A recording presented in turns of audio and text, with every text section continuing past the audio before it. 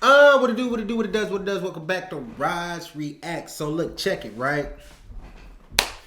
Prison escapes. So I would imagine that back in the day, and when I say back in the day, I'm talking about like in the 1900s, the 1800s, the very early 1900s. Anything past like 1960, I would like to think that you probably can't escape from jail because they didn't had 1900 years of trial and error of trying to imprison somebody. You know what I'm saying? So today we about to watch a few bizarre prison escapes of 2022, 2023, something like that. Let's just get straight into it. We have prisons to keep real-life villains at bay, but no system is unbreachable, and sometimes the nightmares slip through the cracks. Join us on our Jail Marathon, a compilation of some of the craziest prison escape stories ever. From intricate plans of escape to lucky twists of fate, these stories have all the ingredients to leave you speechless. Think some of these sound impossible? Y'all know me, I'm trying to get to the meat and potatoes. It was an early morning on April 29, 2022, and Vicky White was getting ready to put her plan into motion. She had given it much thought in the past few months, and now she was finally ready to do it. At 56 years old, Vicky White was working her last day on the job as an assistant director of corrections in Lauderdale County, Alabama. 17 years. That's how many years Vicky had spent as a corrections officer. During her career, Vicky won the Employee of the Year award 4 times. Boy, so this lady held down this job for 17 years, and on her last day, she decided to let a convict escape. I rocks with Vicky. Vicky belong in the Hall of Fame. And she was set to win a 5th time for this last year of service. To anyone who worked with her, from other officers to Lauderdale County District Attorney Chris Connolly, Vicky was nothing short of an exemplary officer. Her work as an assistant director at the prison proved it. But in reality, Vicky White had a secret. After an unsuccessful marriage that started in 2002 and ended in 2006 because of drug use and abuse, and after her ex-husband's death in January 2022, Vicky was finally in love again. But to say the woman had an unconventional taste in romantic partners is an understatement. Hold on, when did he die? But to say the woman had in January 2022, Vicky... Her ex-husband died in January 2022. And on April 29th, 2022, she back in these streets. She is crazy. Was finally in love again. But to say the woman had an unconventional taste in romantic partners is an understatement. The new recipient of her love was Casey White, one of the inmates at the prison. One of the people Vicky was supposed to supervise and prevent from engaging in any further criminal behavior. In 2022... Boy, this boy got some big-ass ears, man. This boy can flap away. He didn't even need a police cruiser. He could just shake his head a little bit. That boy is out of there. Casey White was 38 years old and already a prison connoisseur. The man had a long criminal record, which underlined his ruthlessness. Casey served his first stint in prison back in 2012, when he got a 3-year prison sentence for beating his brother in the face and head with the handle of an Axe sledgehammer. But not even serving time was enough to make Casey a good, law-abiding citizen. In March 2016, he got an impressive 75-year prison sentence for 7 counts that included attempted murder and robbery. Only 4 years later, Casey confessed to an investigator for the 2015 stabbing death of a 59-year-old woman. Upon his confession, Casey was charged with 2 counts of capital murder and transferred to a detention center in Lauderdale County. That's where the criminal met Vicky White. There was nothing charming about Casey White, at least not to most people. The man stood 6 foot 9 inches tall and had his entire body covered in tattoos, some of them which were clearly white supremacist symbols. Even more, he was one of those prisoners who were deemed especially dangerous. Even armed officers were told to be more than cautious when approaching him. But the heart wants what it wants. Or perhaps in this case, Vicky White's heart was manipulated and coerced into caring for Casey White. We'll never know. What we do know is that the two of them... I wonder if she gave him some buzz in the jail. She had to. She had to. She had to let him hit it a couple of times. Because I don't know what happened, but she obviously tried to let this man out of jail, and I wonder if he escaped. I wonder if he escaped. But I ain't gonna lie, that's a big-ass man. That's a big boy right there. Big Alabamian boy. Them, the seasoned corrections officer and the dangerous prisoner, started a romantic affair. Maybe the two of them thought their shared last name wasn't a coincidence, but a divine sign that they should be together. There are no exact details about who initiated the romance, but it's obvious which one of them had more to gain out of it. Vicky made sure Casey had more than enough food and peace. And then, the woman made sure Casey would be free, using her position and her wits to engineer and facilitate a dramatic prison escape. Wow. At about 9:30 a.m. on April 29, 2022, Vicky White ordered her subordinates to prepare Casey White for transport from the county jail in Florence, Alabama, to a courthouse for a mental evaluation. After the evaluation, she told the other deputies she would seek medical attention because she wasn't feeling well. As the assistant director of the jail, the woman was very well aware of protocol. She knew transporting an incarcerated person alone was against protocol, but she had already thought it out. In order to ensure she'd be the only officer available for this alleged transport to the courthouse, Vicky had scheduled a van transport for that morning. Hence, several deputies had left minutes earlier with 2 vans transporting a dozen inmates, just before Vicky announced to her subordinates she'd transport Casey White to his mental evaluation. Nobody dared question the woman because of her position in the prison hierarchy. Casey White was fetched shortly after. Nobody knew about the romance. That's crazy. But in the months prior to the escape, Vicky and Casey spoke on the phone over 900 times. Most of these calls were sexually explicit. Their romance wasn't merely budding, it was already well established. Dressed in a black jacket and black pants, Vicky White held the door open so a handcuffed and shackled Casey White could emerge out of the prison. The differences between the two of them were striking. 56-year-old Vicky was only 5'5" and had long blonde locks framing her face. Casey White was 6'9", dressed in an orange prison outfit and covered in tattoos. His brown hair was shaved. Once Casey shuffled to the back seat of the patrol cruiser, Vicky drove the car away. But there was no mental evaluation planned for the day. It had all been a part of Vicky's carefully crafted plan to whisk Casey away from the prison. Not even 10 minutes after they departed from the prison, Vicky stopped the patrol cruiser at a shopping center parking lot in Florence. The couple exited the car. Vicky left her jail keys and her radio inside the car. She uncuffed and unshackled Casey. Together, they ditched the vehicle and started making their way further down the path of freedom. When they failed to return to the prison, the other deputies working that day started to grow suspicious. The patrol car was found abandoned in the parking lot at about 11 a.m. Officers called and called Vicky White, but to no avail. Soon, everyone at the prison found out that there had been no mental evaluation planned for the day. They had to face the truth. Casey White had escaped, and Vicky White, the prison's assistant director, had something to do with it. At first, Vicky's coworkers feared that the woman had been coerced and threatened in order to help Casey. But as authorities... Bro, this lady a legend, bro. She did 17 years on the job. She faked a mental evaluation just so she could roll out with her dude. They ditched the car. Like, I wonder, can she still get her pension after doing some crazy stuff like this? Or do they be like, yeah, no, you breach violation and we can't rock with you no more? Too many questions. Feared the worst and started their investigation. Vicky and Casey couldn't be happier. They had gotten to their getaway car, a copper-collared Ford SUV that Vicky had purchased only days before, using an alias, and were now on the road, fleeing the state. Money wasn't an issue. Vicky had made sure of this too. In the weeks leading up to the escape, the woman sold her home in the tiny town of Lexington, Alabama, for $95,550. The sum was less than half of the house's market value. With tens of thousands in cash, Vicky could also insure some other necessities. After arriving in Williamson County, Tennessee, about a 2-hour drive north of Lauderdale County, Vicky and Casey abandoned the copper-collared Ford. The car was then found locked and abandoned. A tow truck driver transported the vehicle to a local tow lot, unaware of its origin. By 3:30 p.m. on April 29th, officials knew for sure that Vicky and Casey White were missing. In the initial official statements, Vicky was described as missing and endangered. But on May 2nd, a warrant was issued for the woman, charging her with permitting or facilitating an escape in the first degree. Did they make it to Mexico? On May 3rd, Mexico? Vicky and Casey were found in Evansville, Indiana. They drove in a Ford F-150 to a car wash in the city and then abandoned the car on the premises. They had another vehicle ready. This time they drove away in a Cadillac. On Monday, Bro, she owned it. This is the perk of having an inside man. She knew that every car they touched was going to be hot as hell. and they had to keep moving. But I'm not gonna lie. Why wouldn't they just go to Mexico?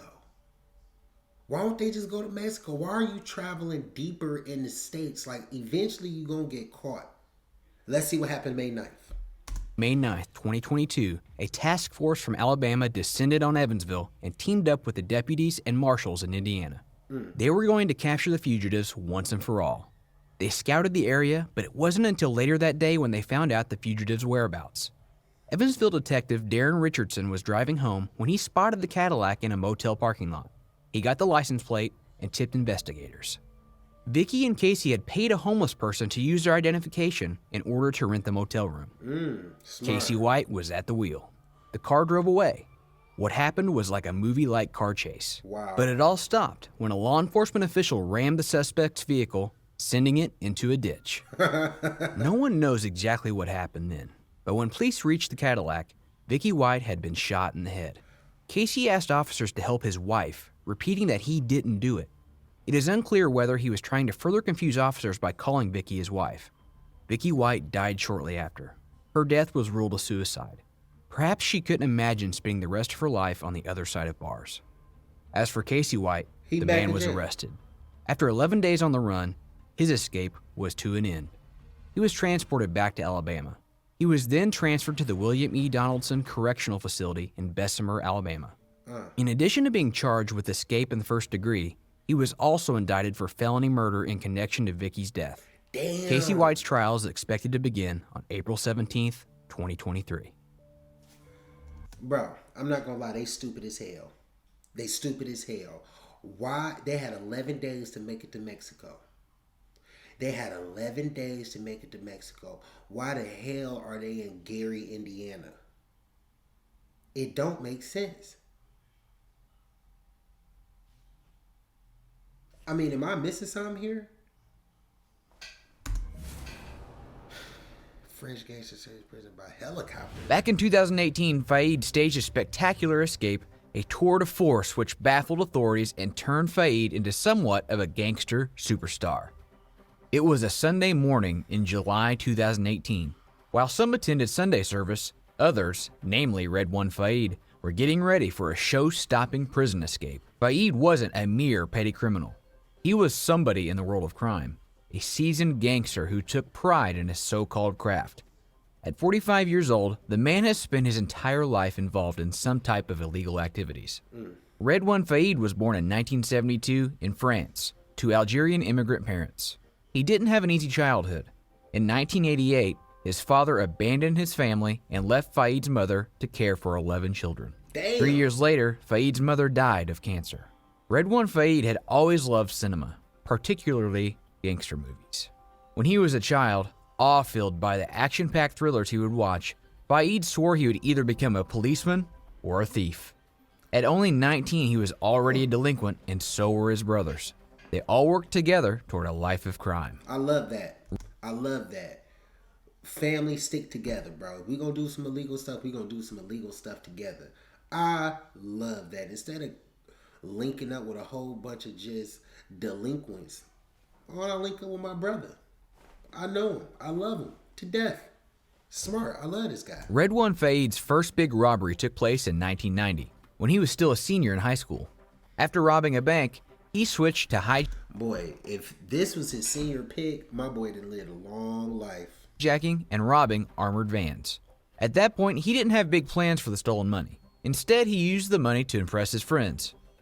Fayed wanted to look like he was used to leading a flamboyant life. He wanted to be one of the smooth gangsters he adored when he was a child. In the mid-90s, the man led a criminal gang responsible for everything from armed robbery to jewel theft and extortion. After spending 3 years on the run, Red One Fayed was arrested in 1998 and sentenced to 30 years in prison. He was released on parole only 10 years later. Once he was released, Fayed wrote a book about his experiences, claiming he was a changed man. 2 years later, in 2011, Fayed was back in prison, this time with the nickname Leprechaun, the Rider. But Fayed didn't entirely agree with his new 8-year sentence. Sure, he was in fact guilty of planning an armed robbery that had claimed the life of a policewoman, but this didn't mean he had to suffer too, right? That's why, in 2013, he used explosives to blast through 5 prison doors. while also taking hostages with him. Fayed fled the prison using a getaway car, but authorities caught up with him 6 weeks later. And this time around, they weren't going to let him escape. Or so they thought. My boy going crazy. On July 1st, 2018, Redouane Fayed was serving his new sentence in the Sud Francilion prison in Rayu, in the Paris region. The stunt he'd pulled back in 2013 by breaking out of jail had gotten him 10 years imprisonment. 18 more years had been added to his sentence for masterminding the 2010 armed robbery in which a young policewoman was killed. This time around, nobody believed Fayed had another jailbreak in him. They were wrong. Wrong as hell. Over the years, Fayed had become well-liked in prison. He was always polite to his guards and fellow inmates. He always had that old-time gangster aura about him. But sometimes, the quiet ones are the most dangerous. It was an early Sunday. It was also visiting day in the Sud Francilion prison in Rayu. 45-year-old Redouane Fayed walked quietly into the visitor's room. One of his brothers, Brahim, was there, waiting to have a little chat with Fayed. Everything seemed normal. There was no sign of foul play. Despite this, prison officials were paying close attention to Fayed. For some months, there had been several sightings of drones flying over the prison. Authorities immediately had to wonder whether there was a connection between the drones and Fayed. For months, officials requested that Fayed be transferred to another facility. But by the 1st of July 2018, the man was still in the same prison, which left guards fearing for their safety. Once he got in the visitor's room, Redouane Fayed made himself comfortable and started talking to his brother. He knew attracting the guards' attention in any way would put a big dent in his plans. He had to appear unbothered, relaxed. In reality, he was probably more than excited, his body tingling in anticipation. He loved planning moments like this. In fact, he thought of himself as a bit of a filmmaker. Only he wasn't making up a story for the screen. He was altering real life, freezing time, and anticipating any problem. I'm not gonna lie, this narrator got a hell of a way of building up a story. You know what I'm saying? But y'all know me. I'm trying to get to the meat and potatoes, man. Let's get to it. That might interrupt his art form. While he talked to his brother Brahim, 3 other men were carrying out the master plan to help Fayed break out of prison. Okay. Earlier that morning, Stephanie Bai, a helicopter pilot who had been hired by some tourists to give a ride over the countryside outside of Paris, found himself in a dire predicament. He found himself at the mercy of 2 gunmen. Wow. The gunmen ordered him to obey their instructions, otherwise, they said, Bai's family would be in great danger. To make sure the pilot would cooperate, the gunman told him there was a commando stationed just outside his home, just waiting for the signal to hurt the man's partner and his daughter. The 65-year-old pilot gulped for air. He knew he had no choice but to follow the men's orders. The helicopter took off. Shortly, Bro, Fayed is diabolical. This is so genius. Get a helicopter ride, hijack the helicopter, have somebody in front of the helicopter dude crib to threaten his family. Bro, Fayed is an American boss, is a French boss. He achieved that status. He's a boss. He's Don Corleone. This is some movie-like stuff. Facts. after it made a quick stop in a field. A third man boarded the helicopter, but not before the gunman loaded what sounded like weapons and other equipment. Crazy. Once again, the helicopter took off, heading towards Rayu. One of the gunmen told the pilot to land in a triangular courtyard near the prison's main entrance. The prison courtyard was the only area not protected by anti-aircraft netting, mostly because prisoners would use it only to enter and exit the prison.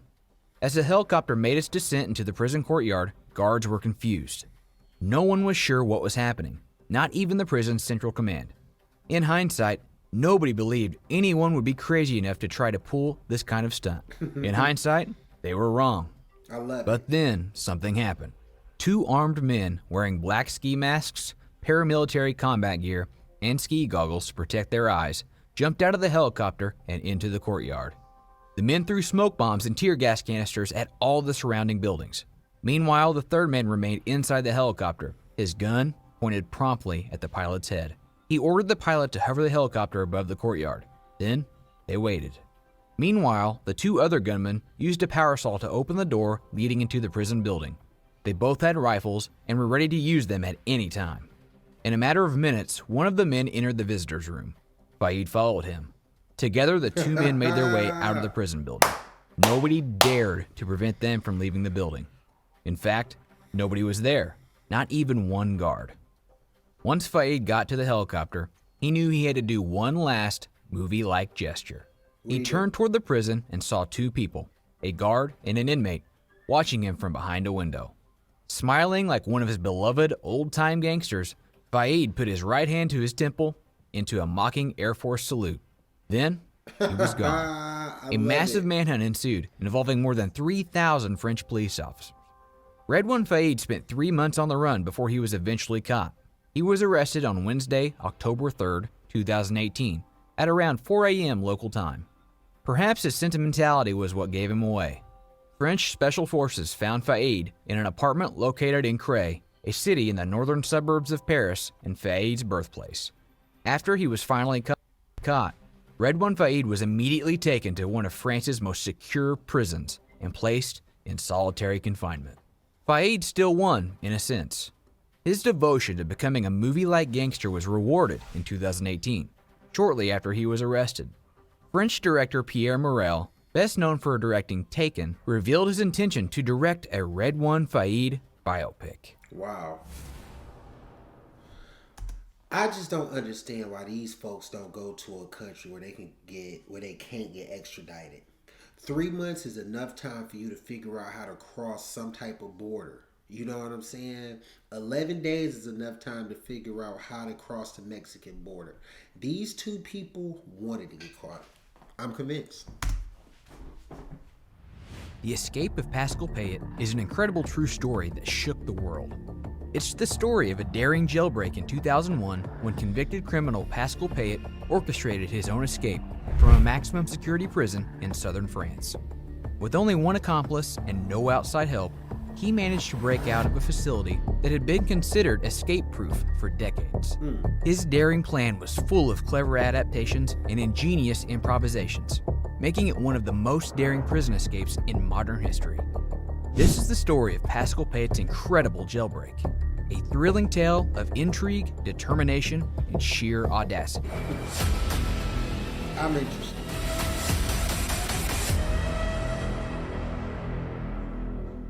The prison in the village of Louigny in the French department of Bouches-du-Rhône is a place steeped in history. It stands as a reminder of a cruel past when prisoners were punished and disciplined with harsh methods. The building has seen many changes over its more than 2 centuries of operation, but the underlying principles of incarceration remain virtually unchanged. The prison has been used to incarcerate criminals, political dissidents, and wartime prisoners over the years, providing an important insight into how European justice systems operated prior to more modern times. This imposing structure, built with the latest technology and security measures, was once considered the most secure prison in the region, with a reputation for being virtually escape-proof. However, this all changed when the daring escape of Pascal Payet, who became the first prisoner in the history of the Louigny prison to break out. His daring feat captured the imagination of the public and put spotlight on the prison, which was now seen as vulnerable and in need of improvement. The escape of Pascal Payet sparked a heated debate about prison security and the effectiveness of the current system. Pascal Payet is a notorious French criminal known for his spectacular helicopter prison breaks. Pascal Payet was born in the bustling city of Montpellier in France. Bro, what is up with France and people taking helicopters to escape from prison? Pascal Payet is a notorious French criminal known for his spectacular helicopter prison breaks. Pascal Payet was born in the bustling city of Montpellier in France, where he spent his childhood years surrounded by the sights and sounds of the city. However, his family soon moved to the charming city of Lyon, where he spent his formative years. It was here that Pascal Payet first encountered the rough and tumble world of crime, which would later shape his life in ways he never could have imagined. As he grew older, Pascal Payet made his way to Marseille, where he fell in with the wrong crowd. In 1988, Bro, these places look so beautiful. It's just like, why would you even want to do any crime? It seemed like you made it, my boy. He was convicted of a violent crime and sent to prison. Undeterred by his experience behind bars, Pascal Payet continued down the path of crime and was convicted again in 1993 for conspiracy. He participated in a daring attack on the Banque de France armored car in Salon de Provence, during which a guard was tragically killed. Damn. Despite the severity of the crime, Pascal Payet continued to evade the authorities until he was finally arrested along with Eric Albareno in Paris in January 1999. From that moment on, Pascal Payet's life would never be the same. He was sentenced to a long prison term and locked up in some of France's most secure facilities. However, even behind bars, Pascal Payet continued to make headlines, becoming the first prisoner in French history to escape not once, but twice. Pascal Payet first made headlines around the world in 2001 when he escaped from prison. It was a daring and audacious escape that sent shockwaves across France. Payet had been serving a 30-year sentence for terrorism and murder, but managed to break out of jail using a hijacked helicopter. This spectacular escape involved him being picked up by an accomplice and airlifted away from the prison grounds. Crazy. Payet then became a legend overnight, making appearances on television shows and in newspapers across the world. In France, he was celebrated as a heroic figure by some people who viewed him as a revolutionary freedom fighter. His escape spawned an international manhunt with police putting out warrants for his arrest. Payet's freedom, however, did not last long. In October of the year 2003, one of his accomplices, Mpoko, was captured and hauled in for questioning in Paris as the authorities were anxious to keep Pascal behind bars. He was eventually spotted and arrested in the same year while visiting a friend in Spain. However, Pascal's determination was not easily thwarted. In April 2003, Pascal masterminded yet another daring helicopter escape, this time freeing Franck Perletto, Michael Valero, and Eric Albareo from the Luigna prison. The three men had been arrested with Pascal in 1999, and he was determined to help them escape to freedom. In a daring operation, the four of them were whisked away by a helicopter, and the authorities were once again left stunned. However, their freedom was short-lived, and they were caught again 3 weeks later. In January 2005, Pascal was sentenced to 30 years in prison for murder of a guard which took place in 1999, along with the 1997 armored car hijacking in Salon de Provence. Despite being behind bars, Pascal was not content to sit quietly in his cell. In December 2005, he published an open letter in his blog entitled The Saga of My Transfers, in which he criticized the condition of his imprisonment. He had gone on a hunger strike at a prison in Metz in protest against being transferred 9 times in 30 months. His letter was a powerful statement against the harsh conditions of the prison system, and it drew attention to the plight of prisoners like Pascal. By the year 2007, Pascal's attention to the... Why these people got the Pooh Shiesty mask on? Are these like the police officers, or is this like his people? But look, like my man's cuffed up, so... How long have they been wearing these Pooh Shiesty masks, bro? This has been a thing. I'm flabbergasted. The plight of prisoners like Pascal. By the year 2007, Pascal Payet was one of the most infamous and closely watched prisoners in France.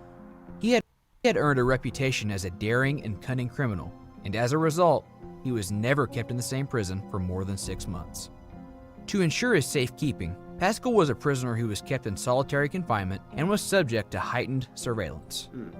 Despite the stringent measures taken to keep him behind bars, Pascal kept on planning another escape.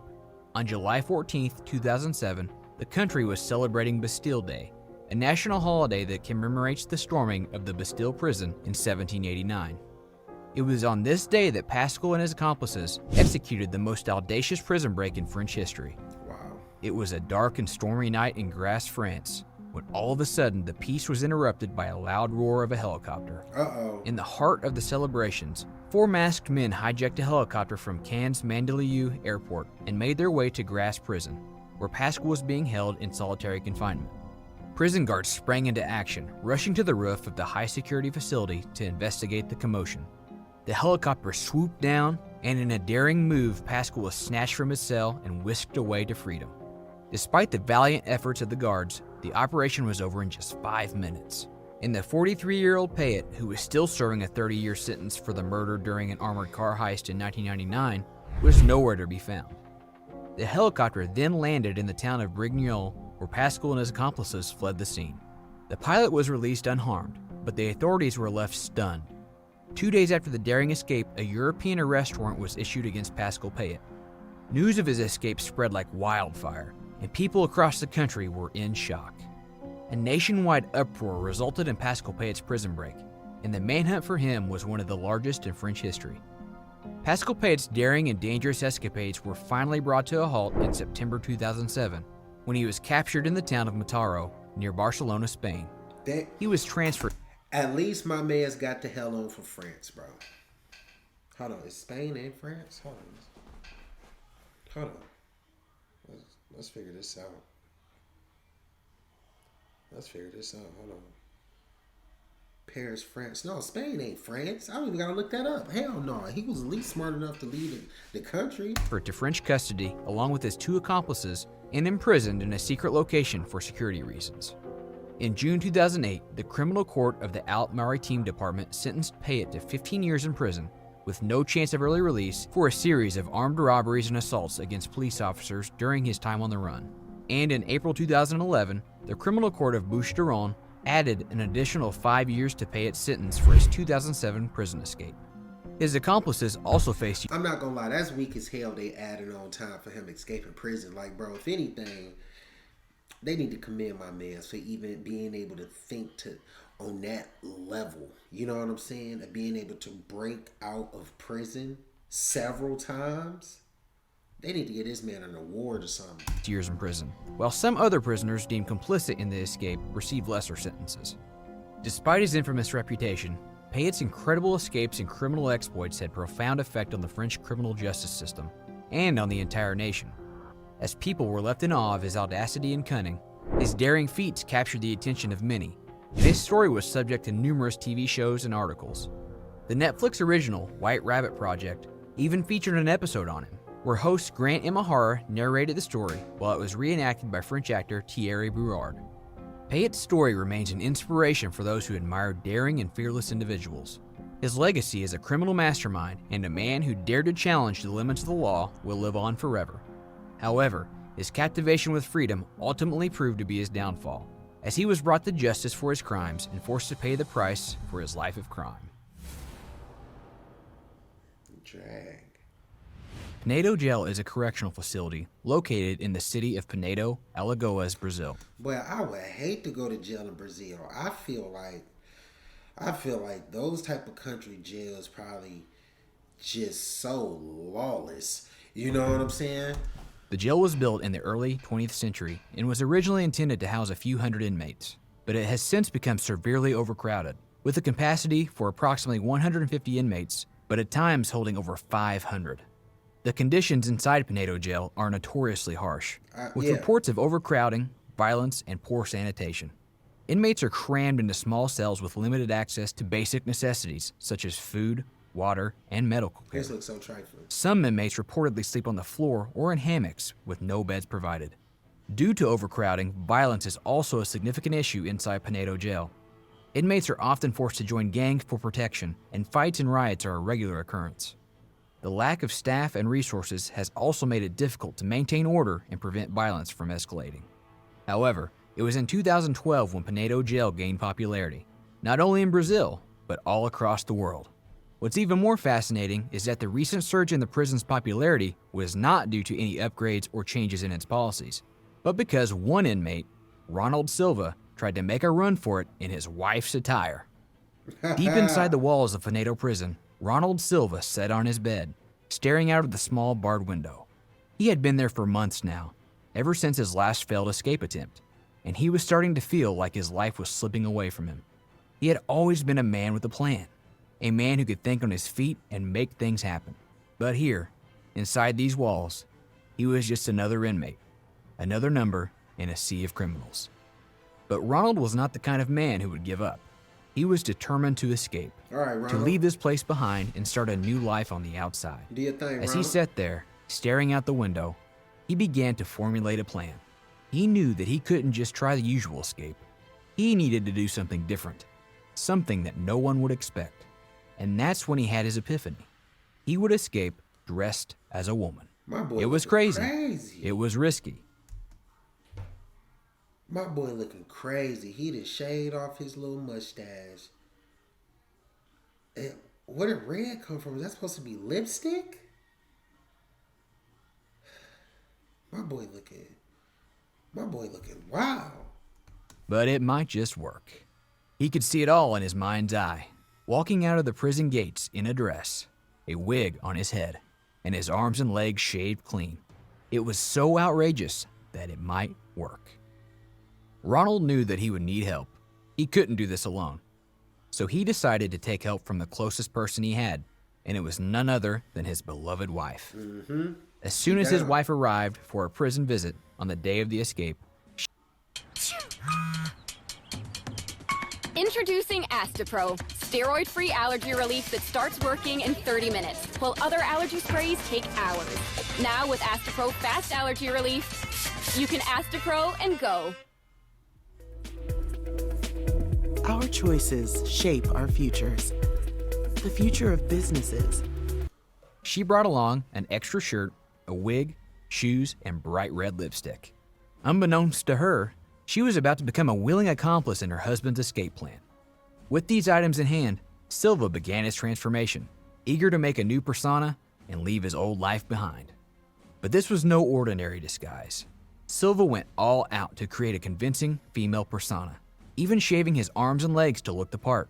Crazy. Dressed head to toe in women's clothing, Ronald had pulled off the most daring escape in recent memory.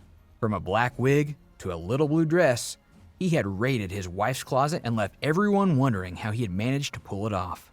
What's more, he had done it all with the flair and panache that would make even the most seasoned criminals jealous. Ronald slipped into his wife's clothes, put on a wig, and applied makeup to his face. Okay. He looked in the mirror and barely recognized himself, but he had to keep his cool, act natural, and walk out of the prison gates without anyone suspecting a thing. As he made his way through the prison, Ronald's heart was racing. The guards were watching him, eyeing him suspiciously, but he kept his composure and played the part of a meek, obedient wife visiting her husband. When he finally made it to the prison gate, he took a deep breath and walked out into the world as a free woman. Ronald's daring and unconventional escape attempt made headlines around the world. It was a bold move that few people had ever attempted before. The prison's director, Carlos Welber, later revealed that Silva had hatched his plan during his wife's weekly visit to the prison. Silva had managed to swap clothes with his wife, who left the facility wearing his Bermuda shorts and another top that she had brought in her bag. The swap went unnoticed by the guards, allowing Silva to don his wife's clothes and attempt his daring escape in broad daylight.